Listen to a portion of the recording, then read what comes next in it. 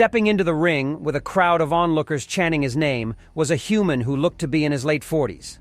His hair already graying, and a worn look to his features. But his eyes were as sharp as any blade as they scanned the crowd before him. The crowd under his gaze parted, revealing his opponent. Like the human, he showed his age, but unlike his opponent, he was an elf. Millennia had passed in his lifetime, and at that age he had become peerless. Someone without equal amongst even other races. It is often said that a duel between true masters is over before it even begins. That those at the pinnacle would be able to know who the winner would be instinctively. Human. "Are you certain you wish to continue this?" the elven master of the blade asked, his voice wheezing with his age. "Aye, sure as I will ever be," the man replied, nodding while flashing a crooked smile, which the elf returned in kind. "Both competitors for the title of the greatest blade have agreed to duel. Victory can only be claimed by death or submission. The bout shall begin when the bell is rung." A loud, boisterous voice announced from a raised platform overlooking the arena. Both men looked up at the announcer, nodding to confirm they understood the rules. With the duel set to begin, the onlookers all retreated to the stands to see what would be history in the making. This was the first time in history that the greatest blade, as he was known, had accepted a challenge from a human. A loud clang rang out as the bell rang to indicate the start. Immediately, the air froze around the two men as they locked eyes with one another. The tension was such that even their swords may struggle to cut it. The human grinned, letting the world around him fade, all the noise and distractions now gone. Only the elf remained. Both men drew their respective swords, the elf holding his thin blade down by his leg, while the human held him up in front of his body. With an explosion of energy, the human burst towards the elf, surprising him with the sheer speed of his movement. Bringing his sword down in a wide slash, he watched as the elf merely twitched his wrist as he brought up his own sword to deflect the blow, responding with a rapid slash, cutting the man's throat. The man blinked his eyes and he was back where he had started. "Ch, guess you are as good as they say you are," the man grumbled. The elf smiled back. "I am glad to be up to your measure." Shifting his foot forward about an inch, the elf sprung forward, this time delivering a truly terrifying flurry of blows that the human was barely able to detect, let alone defend against. This flurry continued for minutes till the elf began to tire, his breathing growing ragged. Seeing his opening, the human lunged forward with the tip of his sword, piercing the elf's chest and cutting his heart in two. The elf looked down at the blade through his chest before blinking, returning to where he had started. Both men stood still as statues, only their eyes darting in every direction as they planned their next move, only to see the phantom of their motion be met and bested. "I dare say we are rather evenly matched. It would be a coin toss to who would win." "Aye, it does seem that way," the man nodded. "I will admit I am rather cowardly and don't enjoy having such even odds. I have experienced an age since I last met a foe that might actually best me." The man nodded. "Agreed. What say that we settle this not with blades, but beverages? Settle with a contest of drinks? Well, I ain't gonna say no to that." The crowd who had been watching this exchange were left thoroughly confused. After the bell had rung, all that had happened from their perspective was the human had wiggled his sword a little and the elf had shifted his foot forward. "Oi, what about the fight?" a voice in the crowd angrily shouted. The man looked at the elf. "Draw." The elf nodded in response. "Yes, referee, it is a draw. It has been centuries since I have met someone who would be able to block my attacks. It would be a shame to lose such an interesting foe so soon after meeting." With that statement, both men sheathed their blades, leaving the audience even more confused. They had come to see a fight between two true masters only to see nothing at all. But the masters knew.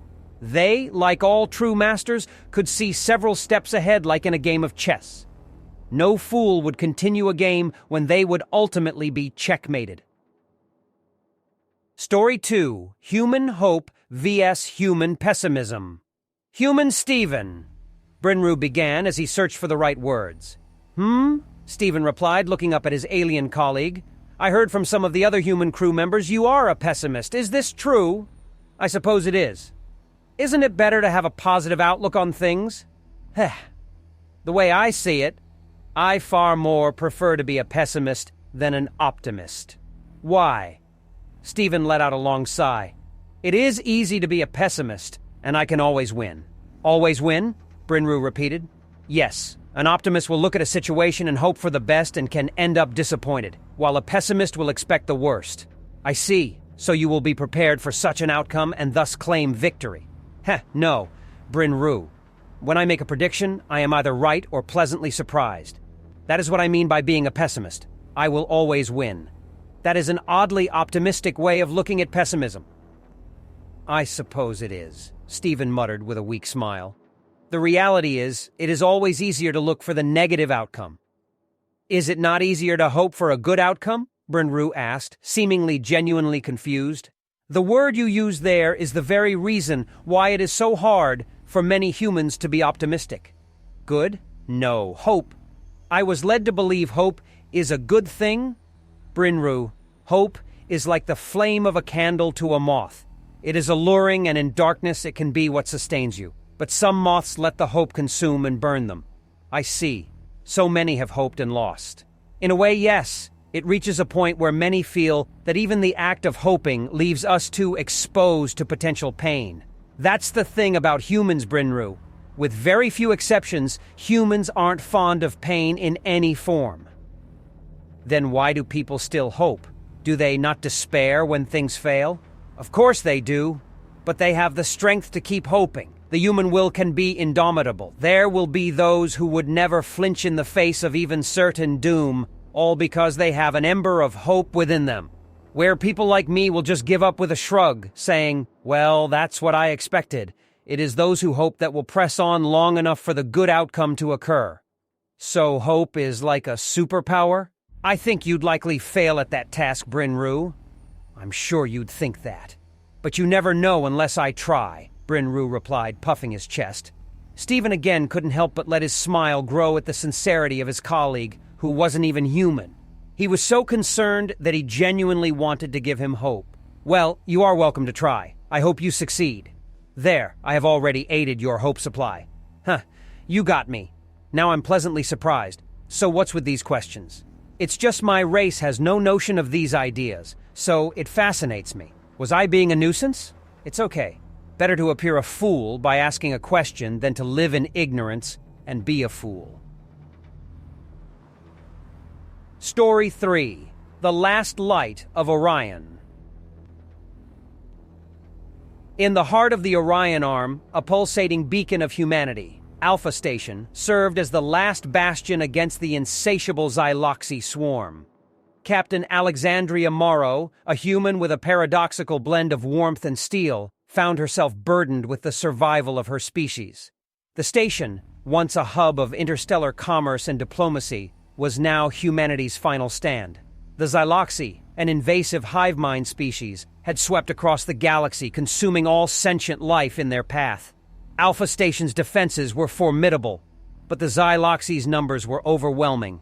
As the Xyloxy's onslaught intensified, Captain Morrow received an unexpected request for a diplomatic meeting from the enigmatic entity known as the Nexus, a collective consciousness of multiple alien species. The Nexus was known for its neutrality, often observing galactic events from a distance.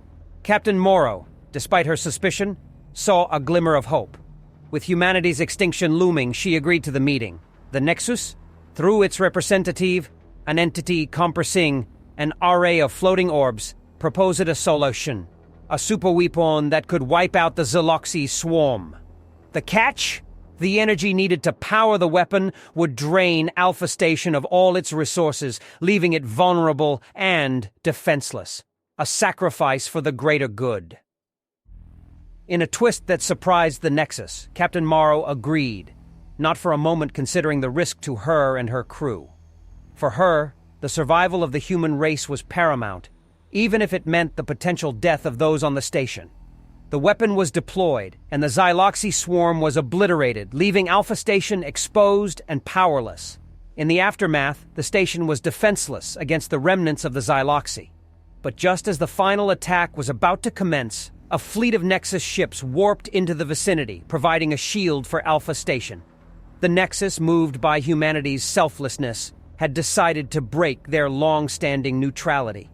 Humanity had bought their survival at a great cost, but in doing so, they had also earned the respect and admiration of the Nexus, opening a new chapter in the annals of galactic history.